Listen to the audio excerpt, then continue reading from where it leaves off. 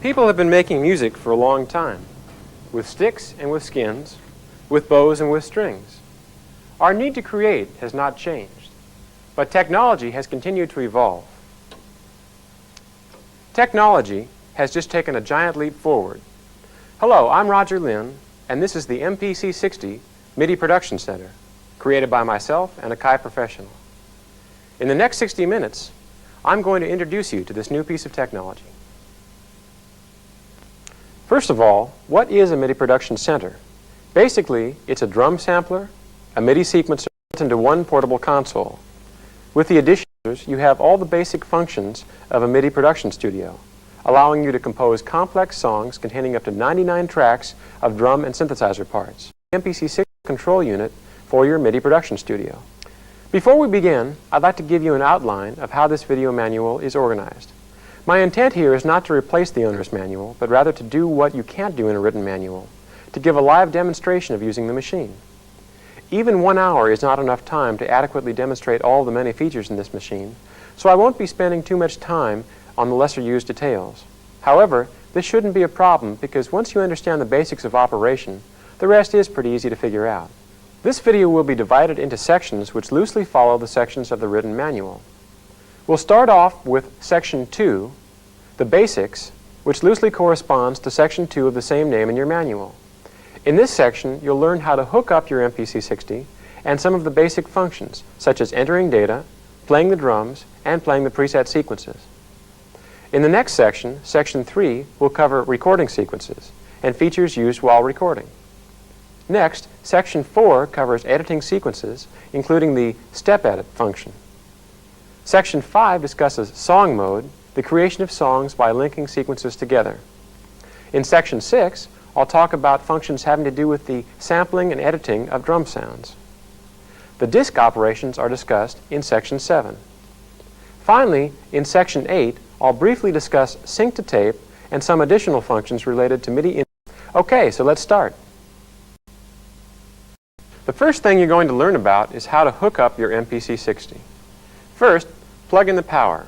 Make sure it has a good, solid connection to the power socket, because if power is accidentally removed during operation, all memory will be lost. Next, connect 2 cables from the left and right stereo out jacks to 2 inputs on your mixer or amplifier. If you use a mixer, pan the 2 signals left and right. If you're going to be creating keyboard sequences, you'll need to connect the MIDI ports to a MIDI keyboard and synthesizers. For this demonstration, I'll be using an Akai MX73 master keyboard to record sequences and 2 Akai S900 samplers as sound sources. So in this system, I've connected the MIDI out of the MX73 to the MIDI in number 1 of the MPC60 and the MIDI out number 1 of the MPC60 to the MIDI in of the first S900. Then I connected the MIDI through of the first S900 to the MIDI in of the second S900. This type of connection is called daisy chaining. On the back of the MPC60 are 4 independent MIDI output ports, but for now I'm only using MIDI output number 1. To learn how to use the other 3 MIDI output ports, read Section 9 of your owner's manual, MIDI functions. There are other connections on the rear panel, such as the foot switches, tape sync, the echo send and returns, and the individual mix outputs. These will be explained in further sections of the video manual. Now that we're hooked up, let's turn it on. First, I'll insert the disc labeled Studio Drum Set and Preset Sequences into the disk drive. Now, I turn the rear panel power switch to the on position. The MPC60 is now loading the drum sounds and the preset demo sequences from the disk, and it'll take about 1.5 minutes to do this. Just like every other sampler or high-capacity sequencer, you'll need to reload the drum sounds and sequences every time you turn the power on. Now, in this case, we loaded the disc containing what we call the studio drum set. However, if you want a more ambient, live-sounding drum set, insert the Rock Drum Set and Preset Sequences disc before powering up. Once the disc is finished loading, the LCD display switches to this display called the Play Record screen. This screen is displayed while all playing and recording of sequences is done and is the main operating screen of the MPC60. By the way, if you ever get confused and want to return to this screen, press the Main Screen key. The first thing I'm going to show you is how to enter data and change settings on the MPC60 using the cursor keys, the data control, the plus and minus keys, and the numeric keypad. First, notice that there is a small blinking block in the upper left corner of the LCD screen. This is called the cursor. Press the 4 cursor keys, up, down, left, and right. The cursor moves in that direction. Notice that it doesn't move one character at a time, but rather skips groups of characters, landing only in specific locations. These locations are called data fields. Most data fields have 2 parts, a field name and the data for that field, separated by a colon. For example, the cursor is now located in the upper left corner of the play record screen in a data field labeled SQNC. This is an abbreviation for sequence, and this is the data field used to indicate the sequence number which is currently active. This field currently contains a 1, indicating that the MPC60 is standing ready to play sequence number 1 of its 99 sequences. To change the value of this field, use the data control. As you rotate the data control, you can feel notches. Turning the control 1 notch to the right adds a 1 to the sequence number. Turning it to the left subtracts a 1 from the sequence number.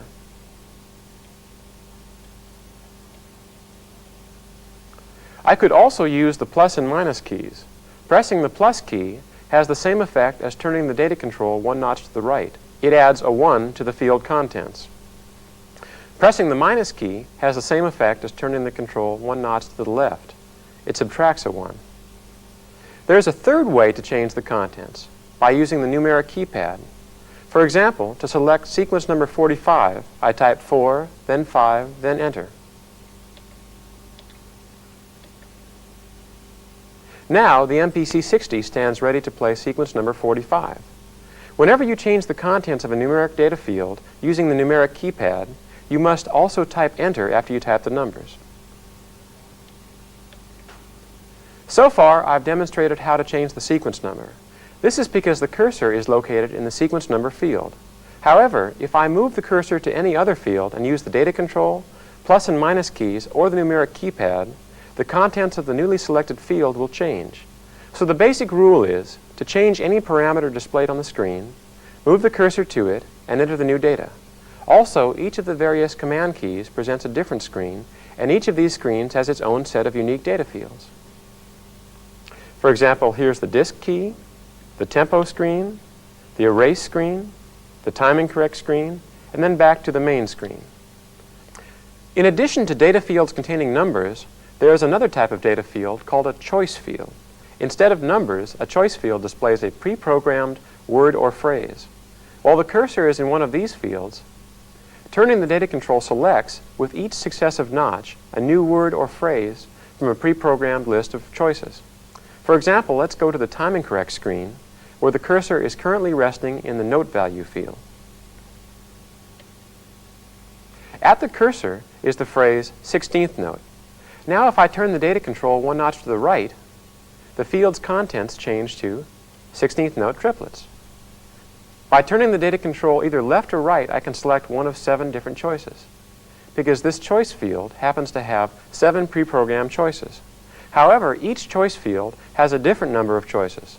For example, the shift timing field directly below has only 2 choices, earlier and later. The plus and minus keys may also be used in choice fields, but the numeric keypad has no effect. These are the main types of data fields. There are some exceptions, and I will explain those in further sections. There are 2 additional things to learn in order to get around on the MPC60, the 4 soft keys and the help key. The 4 soft keys are located at the top of the commands section, labeled soft key 1 through soft key 4. The functions of these 4 keys change depending on what is currently displayed on the LCD screen. Notice that the words soft key 1 through soft key 4 are printed just below the LCD screen, enclosed in angle brackets. And above this, in the bottom line of the LCD, are 4 short phrases, also enclosed in angle brackets. These 4 phrases indicate the functions of the 4 soft keys while the play record screen is showing. However, if I press the erase key, notice that the bottom line has changed. Now the 4 soft keys have 4 different functions, this time related to the erase function. Before we proceed, let's return to the play record screen by pressing the main screen key. The other special key I mentioned is the help key. When you press and hold the help key, a full paragraph of explanation about the function you're currently using will appear on the screen, as long as you hold help. For example, with the cursor in the sequence number field, I'll press and hold help. The screen now shows information about selecting the sequence number. Now, I'll release help and move the cursor one position to the right to the sequence name field. Now when I press help, the screen explains how to change the sequence name. For every field of every screen in the MPC60, there's a different paragraph of help information. It's like having a built-in electronic reference manual. Now that we've covered the basics of entering data, let's move on to playing the drum pads and the associated keys in the area of the pads. The drum pads are dynamic. The harder I play them, the louder they will sound.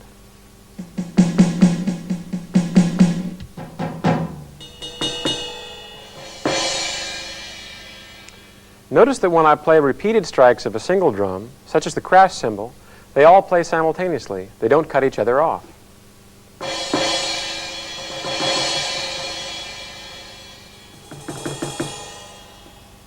It's possible to defeat the dynamics of the pads by pressing the full level key.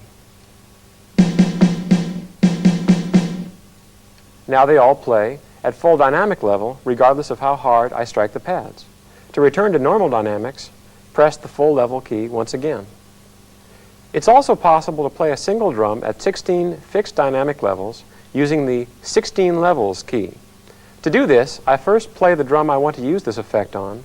For example, I'll use the snare 1 pad, then I press the 16 levels key.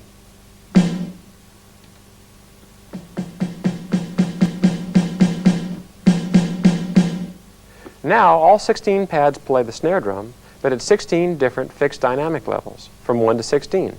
To return to normal operation, I press the 16 levels key once again.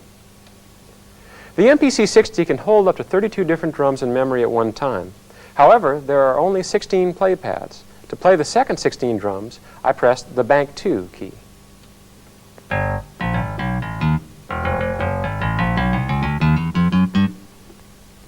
Currently, the second 16 drums contain 16 different bass guitar pitches, but there could be 16 additional drums, or 16 percussion, or 16 sound effects, etc. The names of the first 16 drums are printed above and to the left of each pad. The names of the second 16 drums are drum 1 through drum 16, indicated by the number above and to the right of each pad. To return to the first 16 drums, I press the bank 2 key once again. Now the hi-hat is a special case. Just as the decay time of a real hi-hat cymbal is controlled by how hard you press on the hi-hat pedal, the decay time of the hi-hat in the MPC60 is controlled by the setting of the hi-hat decay slider.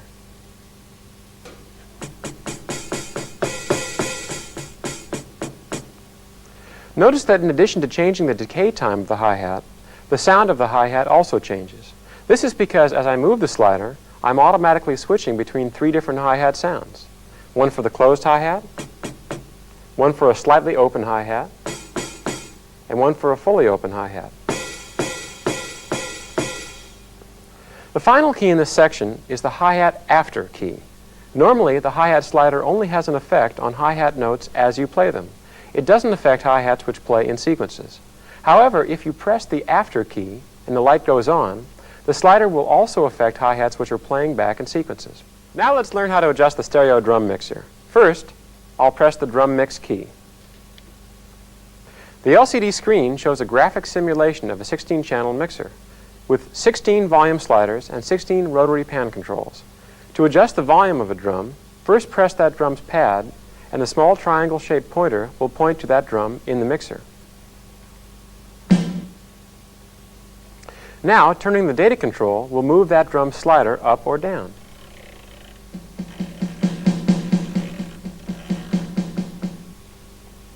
To adjust the pan position of the same drum, press the cursor up key and the small triangle now points upwards. Now, when I turn the data control, the position of the small graphic pan knob changes. You see it there on the snare 1 drum. To adjust the volume and pan positions of the second bank of 16 drums, press the Bank 2 key. Next, we're going to learn how to play the preset sequences which we loaded in from the startup disk. First, make sure that the Play Record screen is showing. If it isn't, press the Main Screen key. Also, move the cursor to the sequence number field in the upper left corner and select Sequence 1 if it isn't already selected. Now, find the Play Start key in the Play Record section in the lower right corner of the front panel and press it.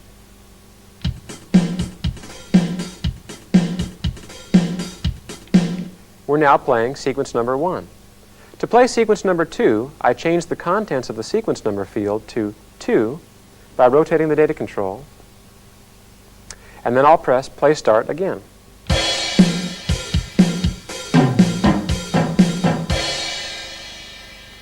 Finally, here's how to adjust the playing tempo. Move the cursor 2 positions to the right to the Tempo field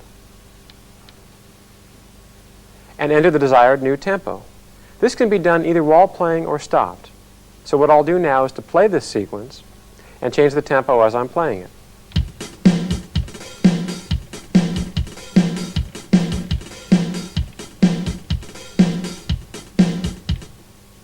To use this key to set the tempo, simply tap the key twice in the time of 2 quarter notes at the desired new tempo. Instantly after the second tap, the tempo field is automatically updated to the new tempo you have just tapped. Tap tempo is very handy if you can play the tempo but don't know the number. The tempo can be entered in this way both while stopped and while playing. There are many other tempo features, including displaying the tempo in frames per beat and inserting mid-sequence tempo changes, but I'm afraid I'm going to have to send you to your manual to learn about them because we are short on time. That's it. We've come to the end of Section 2, the basics. In the next section, we'll learn how to record sequences, so I'll meet you there. Welcome to Section 3, entitled Recording Sequences. To start off, I'm going to describe to you how sequences, tracks, and MIDI channels are organized. The MPC60 can hold up to 99 sequences in memory at once. However, only one sequence may play at one time. A sequence can be thought of as a segment of multitrack tape of a predetermined length, except that it may be also set to repeat in a loop.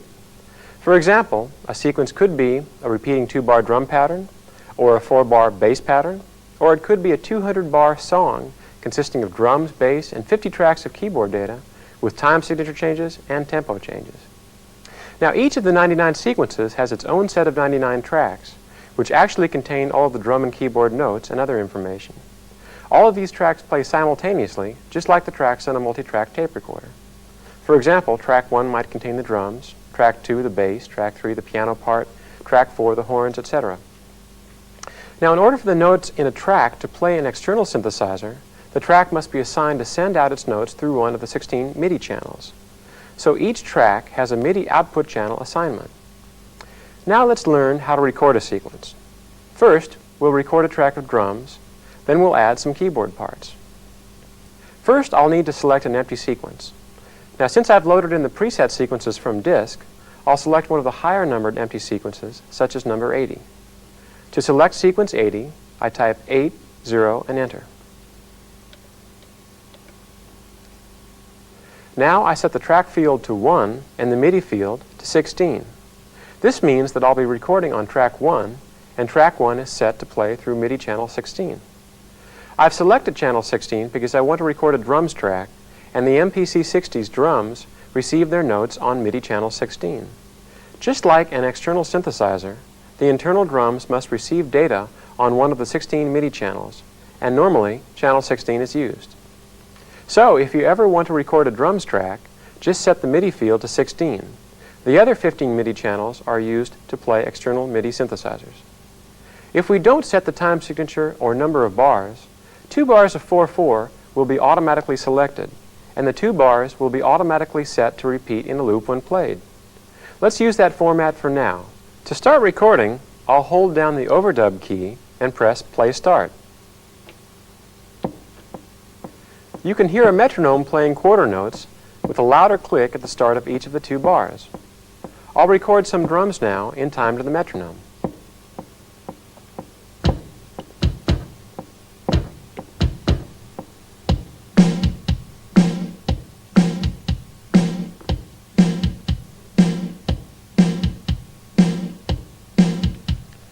Because the sequence was automatically set to repeat in a loop, the drums I recorded played back when the sequence looped around. Notice also that I was able to continue adding more drums on each loop. Notice further that any timing errors I made were instantly corrected when the notes played back. The timing correct feature is automatically set to correct timing errors by moving all notes to the nearest 16th note. This can be changed. I'll explain how a little bit later. Now I'm going to overdub a 16th note hi-hat part into this track. However, instead of playing each 16th note, I'm going to use the note repeat feature. I enter overdub mode, then I hold both the timing correct key and the hi-hat pad simultaneously, varying the pressure on the hi-hat pad as the sequence plays. Watch.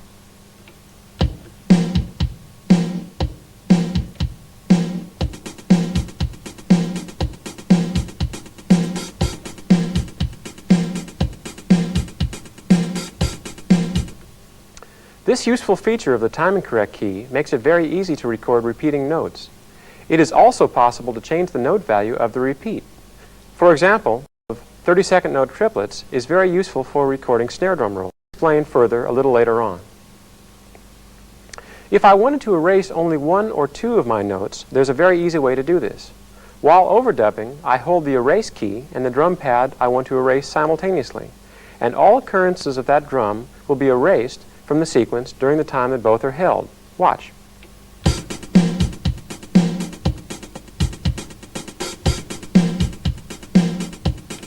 I just erased two of the snare drums there. I can also use that same erase key to quickly erase all occurrences of a drum in that sequence. To do this, I press erase while the sequence is stopped. Then I press the drum to be erased.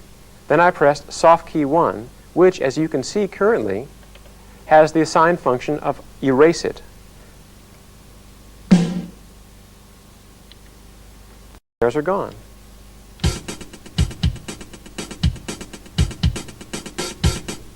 There are many other features of the erase key, including the ability to select only selected types of MIDI events. Also, all erase modes work in the same way for both drums and keyboard tracks. See your manual for details. If I don't like what I've just recorded, I can erase it and record over it this time by using the record key, which erases existing notes as you record the new ones, just like a tape recorder. To do this, I hold record and press play start.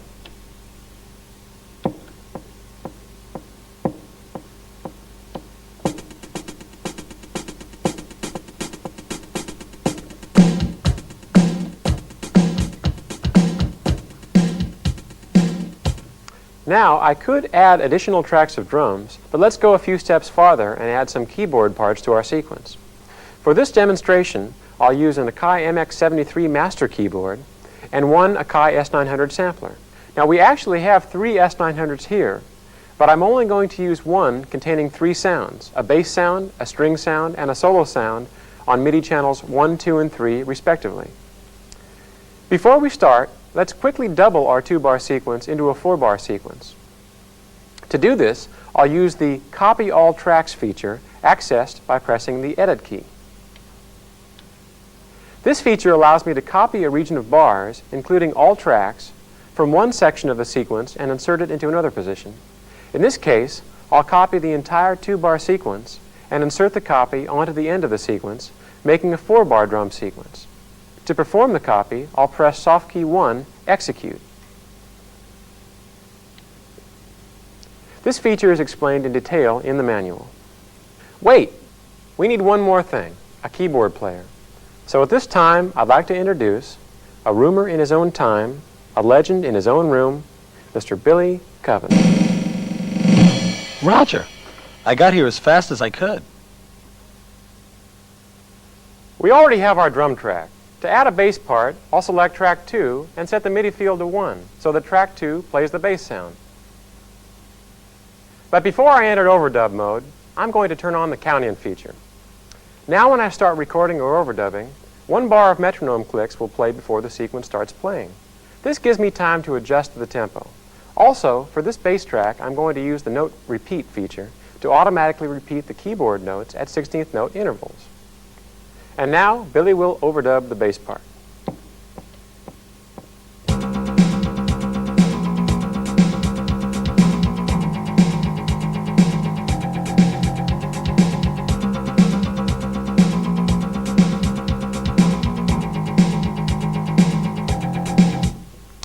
Okay, at this point, I'm going to ask Billy to overdub a wrong note.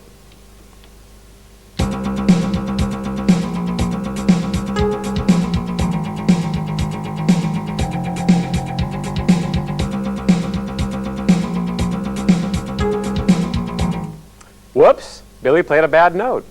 We could erase it by using the real-time method we used in recording the drums, holding the erase key and the note on the keyboard which we want to remove while the sequence is in overdub mode.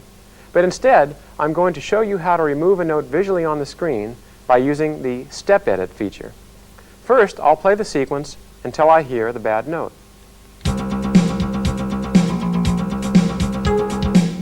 There it is. Now I press Step Edit.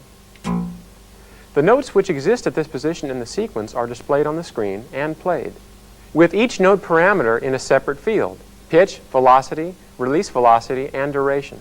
Now I'll press the single arrow rewind key in the play record section of the panel, which will step the sequence position backwards 1/16th note at a time until I find the bad note.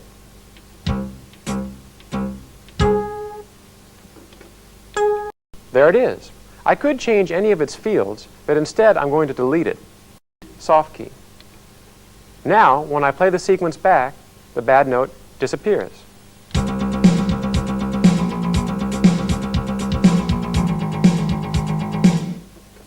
I'll talk more about the Step Edit function a little later on. Our next overdub will be a string part. I'll select track 3 and set it to channel 2 to play the string sound. And now, Billy will overdub the string sound.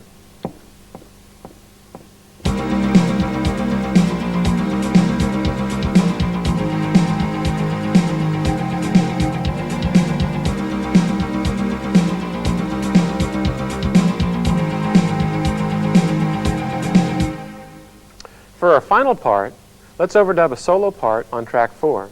I'll select track 4, set its MIDI channel to 3 to play the solo overdub mode. Billy?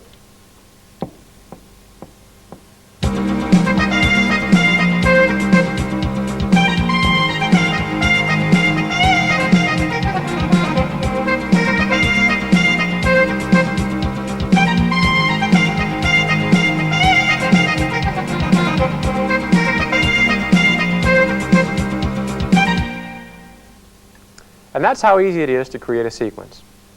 Thank you, Billy. Thank you, Roger. What a guy. What a guy. You may have noticed that while we were recording and playing sequences, the bar and time fields on the play record screen were constantly changing. These fields are like the tape counter on a tape recorder.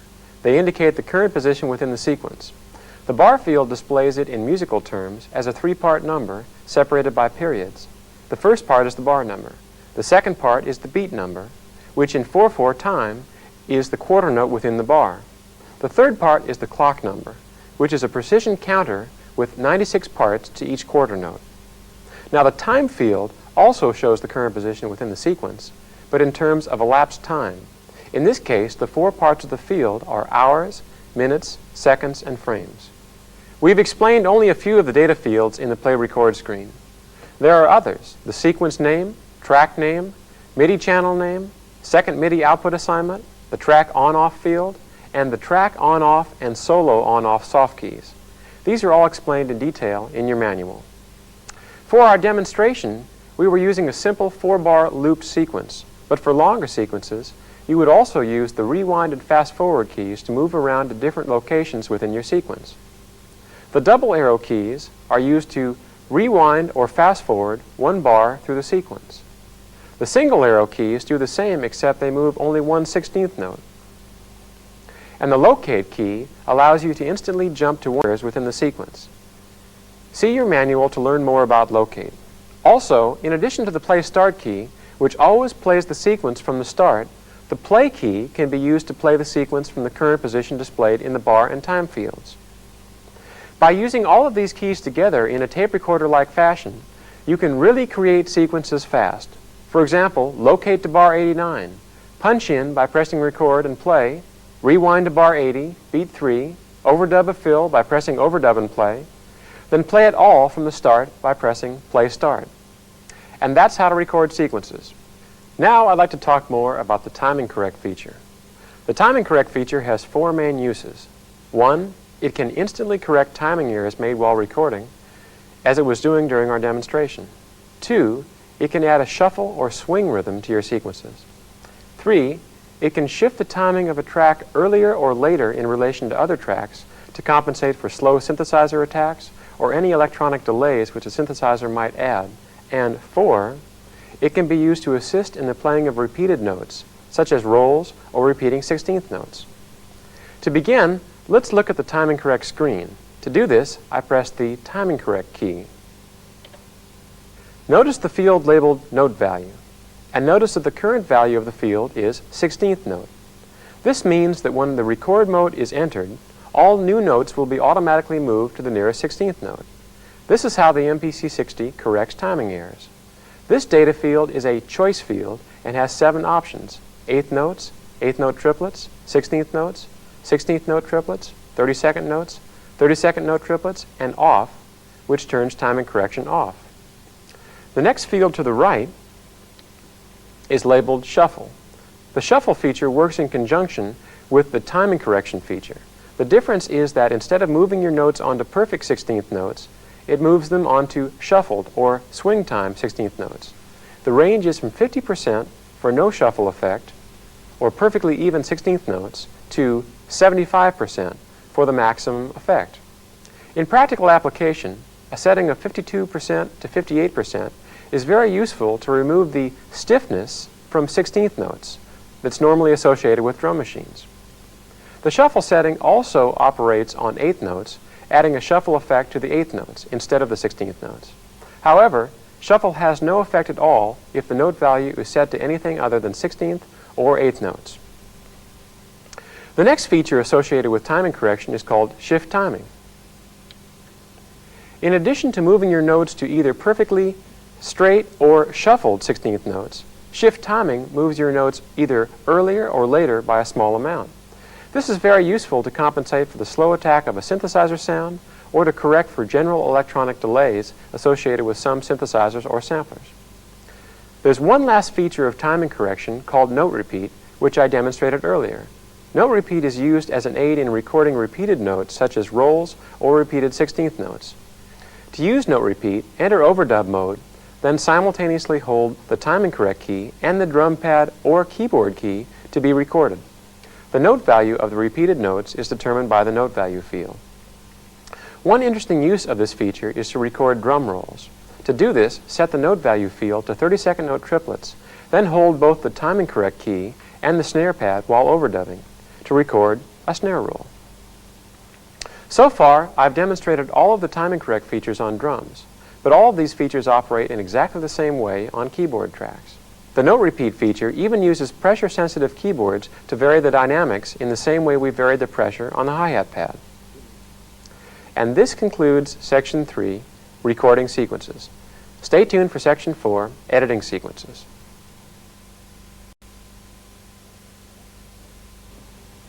Welcome to Section 4 of our video manual, Editing Sequences. In this section, you'll get a brief introduction to the Edit key, the Step Edit key, the Edit Loop key, and the Transpose key. First, let's explore the Edit key. When I press it, this menu appears, showing all the various editing commands. Pressing Option 1, Time Signature, Number of Bars, Ending Status, causes this screen to be displayed. The section of the screen labeled Ending Status is used to select what happens when the sequence plays all the way to its end. There are 2 options, Stop at End and Loop to bar number. If set to Stop at End, the sequence stops when it plays to the end. If set to Loop to bar number, the sequence immediately loops back to the bar in the bar number field directly to the right.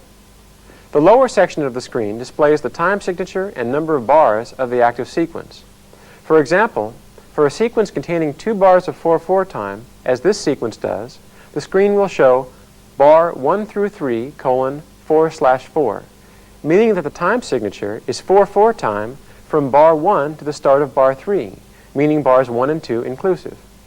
If there are any time signature changes, each one is listed separately with the number of bars for each, 2 changes per line. The second option from the Edit menu is Create New Time Signature, number of bars. This feature is used to create a completely new format of time signature and number of bars for the active sequence.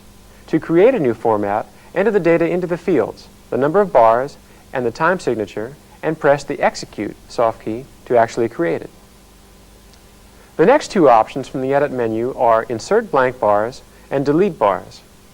Insert Bars allows you to insert some blank bars of any time signature into your sequence at any point. Delete Bars allows you to delete any bars from the sequence.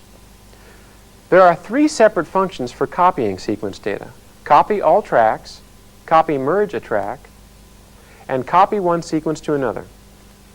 Copy all tracks makes a copy of a section of the sequence, including all tracks, and inserts it at another point in the sequence. Copy merge a track is used to copy a region of a single track to another area of the same or another sequence. Further, it can either replace the notes in the area it is being copied to or merge with them. Typical uses of this function are copying a track to another track and merging two tracks together. The third form of copy one sequence to another, is very simple. It makes a perfect copy of one sequence into another sequence, completely replacing the second sequence's contents. The last option in the Edit menu, option 8, is Convert Song to Sequence. This will be discussed later in the song section. The next editing function, the Step Edit key, is one of the most powerful functions in the MPC60. It displays parameters in each event at the current sequence position, allowing you to edit them by changing. It allows those who find real-time recording difficult to record their sequences one note at a time while stopped. Basically, Step Edit works like this. When you press the Step Edit key, all events which exist at the current sequence position are displayed on the screen in numeric form, one event per line, with up to 4 lines. Each event has its own data fields. For example, a note event, shown on the screen here, has 4 fields: the note pitch, the velocity, the release velocity, and the duration. But each type of MIDI event has its own unique data fields depending on what that event does.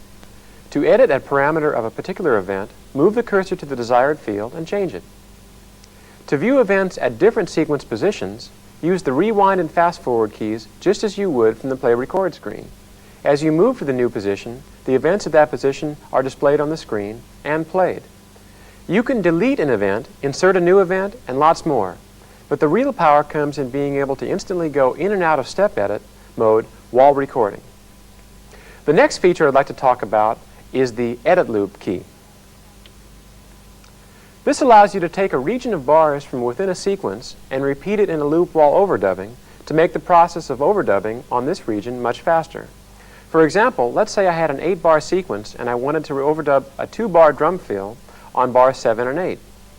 I could use Edit Loop to repeat bars 7 and 8 in a loop while I overdub the fill. When I'm finished, I turn the Edit Loop off and I now have my drum fill on bars 7 and 8. The last feature in this section is the Transpose key. This feature allows you to transpose the pitch of a keyboard sequence up or down by any amount. While this transpose screen is showing, pressing any key above middle C transposes up by an amount equal to the distance from middle C. Pressing a lower key than middle C works in the same way for transposing down. To learn more about the transpose feature, including how to permanently transpose a region of a sequence, read this section in your manual. You have now completed Section 4, Editing Sequences. Stay tuned for Section 5, Song Mode.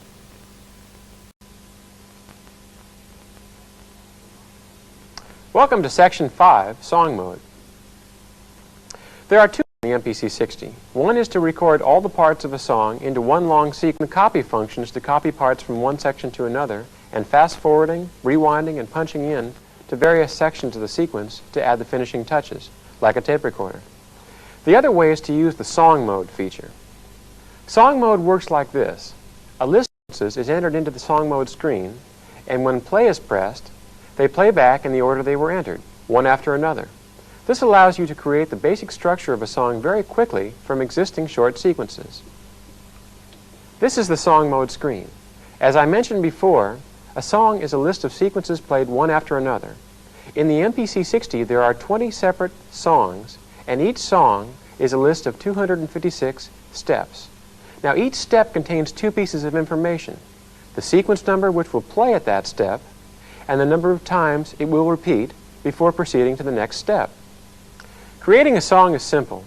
Enter for each step the desired sequence number and the number of repetitions you want it to play at that step using the sequence and reps fields.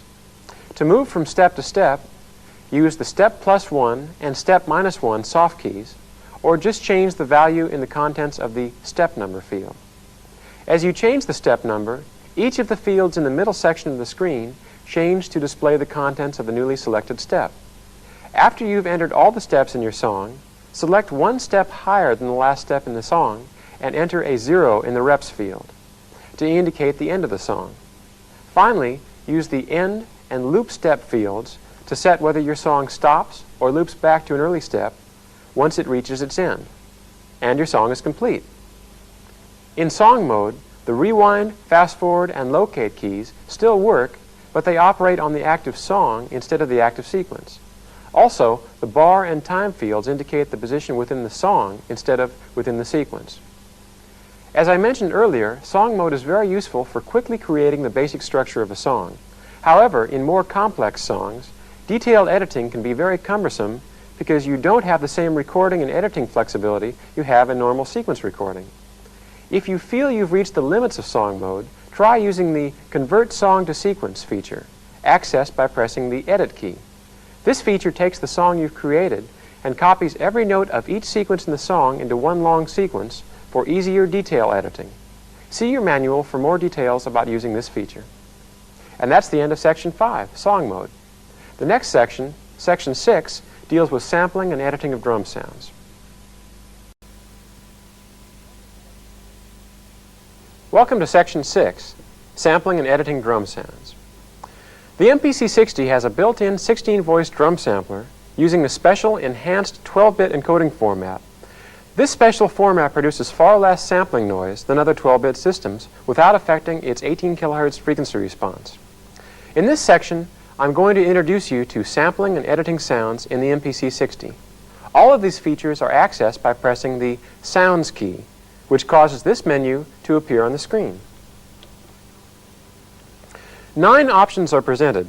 The first one is View Current Sounds, Double Play Mode. This screen has 2 functions. The first function tells you the names and sizes of each of the sounds which are currently loaded into memory. Before we proceed, I'd like to explain how sounds are organized in memory.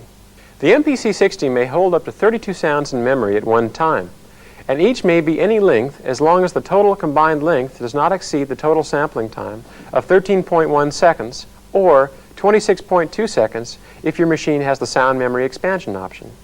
The only sampling rate is 40 kHz and cannot be changed.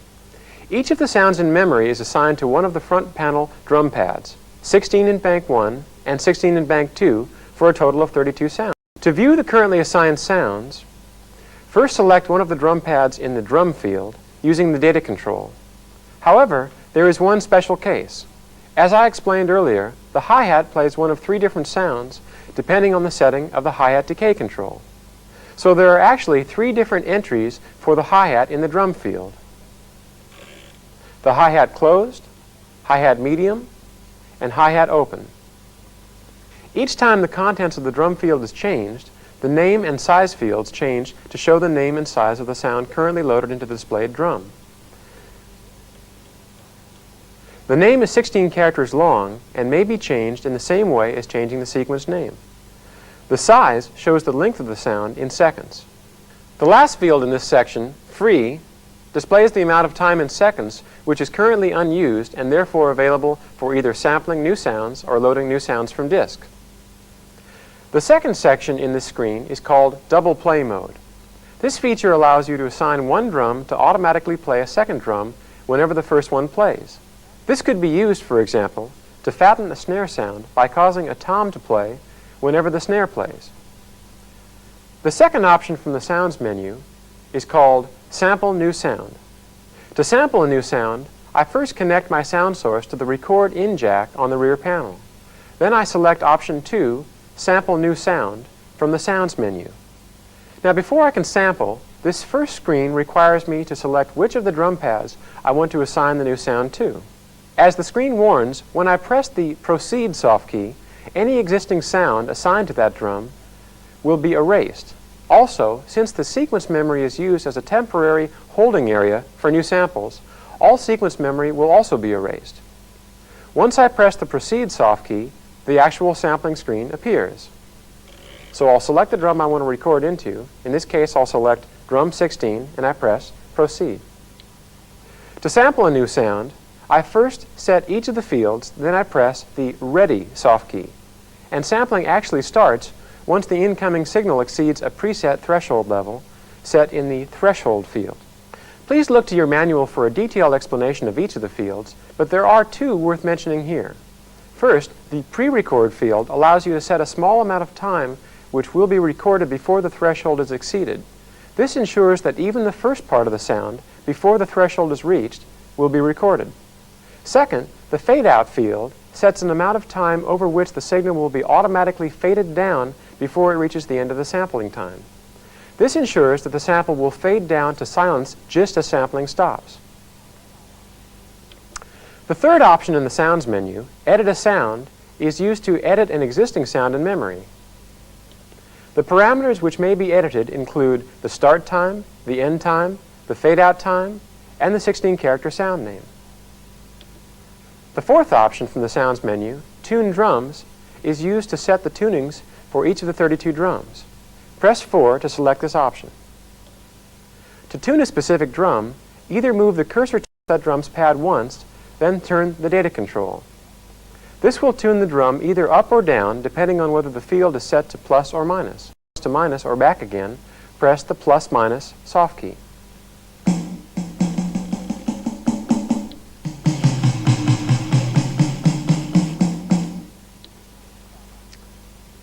The next option in the Sounds menu is Echo Mixer. Type 5 from the Sounds menu to select this option. Now the Echo Mixer is a very novel feature. It's a 32-input mono drum mixer which exists in addition to the stereo drum mixer and is used to create an echo send mix for an external digital reverb. To adjust the setting, use the same method as for adjusting the stereo mixer. Press a drum pad and turn the data control. As with the stereo mixer, to adjust the second bank of 16 drums, press the Bank 2 key. The output of this mixer is the Echo Mix Out jack on the rear panel. There are also two Echo Return input jacks, which feed into the stereo mix. Although this mixer is intended to be used as an echo mixer, it could also be used as an auxiliary mono drum mix. The sixth option in the Sounds menu is Assignable Mix Outputs. This screen is used to assign which drums play from each of the 8 assignable mix output jacks on the rear panel. Each of the 8 outputs may be assigned to output any combination of the 32 drums. So these are mix outputs, not individual voice outputs.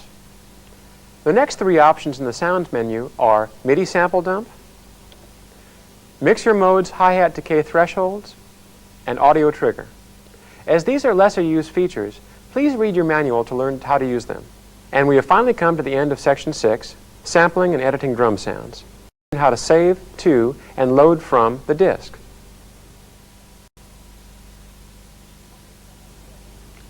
Welcome to Section 7, Loading from Disk. Like all samplers and all holders, the MPC60 loses all sounds and sequences when the power is turned off. Because of this, it is important to always save your sounds and sequences to the disk before powering down. And it's also a good idea to periodically save your work to disk, just in case of an accidental power loss. To remind you to save to disk, the small light above the disk key will go on whenever you record or edit a sequence or sound. If you save to disk whatever you've changed, it'll go off again. The disk drive uses commonly available 3.5-inch double-sided double-density disks. Don't use single-sided disks. Both sounds and sequences can be stored to disk. When stored onto the disk, they are called files. To view the disk options, press the Disk key. There are 6 options in the Disk menu. As you can see, the first 4 options are for saving each of the 4 different types of files to disk. A single sequence, all sequences and songs, a single sound, and all sounds. To save a single sequence to disk, place the disk in the drive and press 1.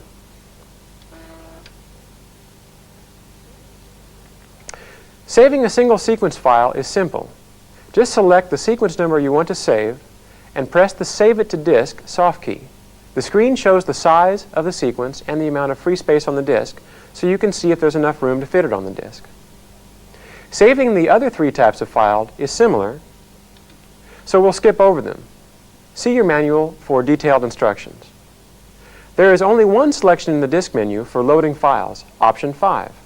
It is also used for erasing, viewing, and renaming files. As you turn the data control, each of the files on the disk you are using will appear on the screen, one at a time, in alphabetical order, in the File field. Notice that in addition to the 8-character file name, there is a period and 3 additional letters. This is called the file extension and is used to identify the displayed file as one of the 4 file types. The 4 extensions are .seq for single sequence files, .all for files containing all sequences and songs, .snd for files containing a single sound, and .set for files containing all 32 sounds. To load the selected file, just press the Load It soft key, and additional screens will be displayed to guide you through loading the file. For example, if it's a sequence file, you'll be asked which sequence number to load it into. If it's a sound file, you'll be asked which drum to load it into. To erase or rename the selected file, press either the Erase It or Rename It soft keys, and further screens will appear to guide you through these options. The last option in the disk menu, number 6, is used to format new disks. Before you can use a new disk, you must first use this function to prepare the disk for use in the MPC60. And that concludes the disk section of our video manual. Welcome to Section 8. In this last section of our video manual, I'll tell you very briefly about syncing to tape and other external sequencing devices, and also about some of the miscellaneous MIDI functions. These topics are explained in detail in your manual. The sync section of the MPC60 is very powerful. For example, it can sync to 7 different types of sync signals: SEMPTI, MIDI clock song position pointer, MIDI timecode, FSK, pulse sync, and it'll even sync to any audio signal playing quarter notes. When using SEMPTI, the MPC60 can play in perfect sync even if the tape is played from the middle of the song. It automatically finds the correct location and starts playing in sync. This is sometimes called SEMPTI chase. This feature also works when syncing to MIDI song position pointer and MIDI timecode, which is basically SEMPTI encoded over MIDI. All parameters related to sync are presented in the sync screen. To view the sync screen, press the Tempo Sync key, then press the Sync Screen soft key.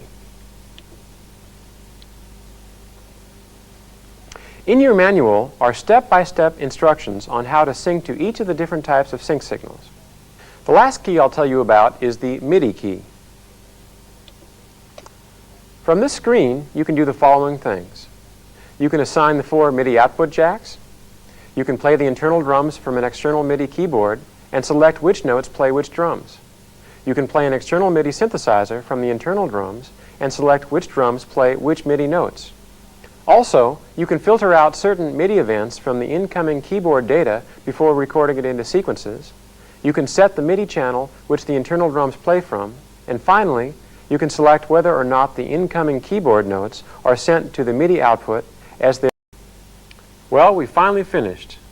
In conclusion, I'd like to thank you for buying the MPC60, and I hope you enjoy using it as much as we enjoyed creating it. Thank you, and goodbye.